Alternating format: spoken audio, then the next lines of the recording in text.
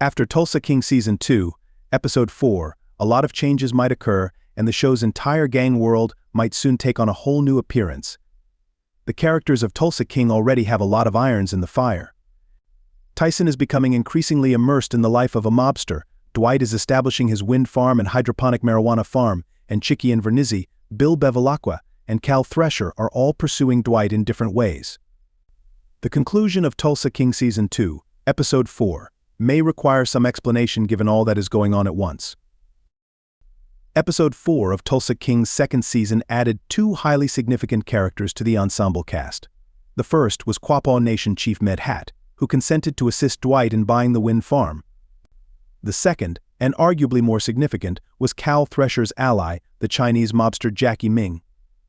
Jackie might have a significant effect on Tulsa King Season 2, so getting to know him and how he interacts to Thresher could be of the highest significance. For the duration of Tulsa King Season 2, Dwight has been attempting to purchase a wind farm from his former jailmate in Episode 4. He was able to do so. Regretfully, such progress was not without its own obstacle. When Dwight was unable to obtain a loan from a bank to purchase the wind farm, he resorted to Jimmy's connections, an investor by the name of Med Hat Gregory Zaragoza. Med Hat was willing to lend Dwight the money, but only on the condition that Quapaw Nation Reserve get 20% of the energy produced by the wind farm and 20% of Dwight's earnings from the hydroponic pot farm. Med Hat's terms weren't the most beneficial for Dwight, since they drastically cut into his profit margin on both the wind farm and the weed farm, but he had to agree. Armand had told Cal Thresher about the wind farm, so Dwight needed to outbid him on the agreement he had already made.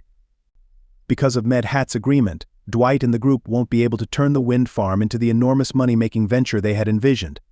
Boddy said that he would hardly have the energy to run the hydroponics system, and that the profit margin would drop by 20%. Even if Dwight didn't have the best of luck, there were some bright spots. In order to assist Dwight in repairing the turbines and lowering his initial expenditures to get the wind farm operational, Med Hat offered to use cash from the tribal grant program. In essence, this means that Dwight will eventually lose more money than he initially lost to start producing power and operating the hydroponics.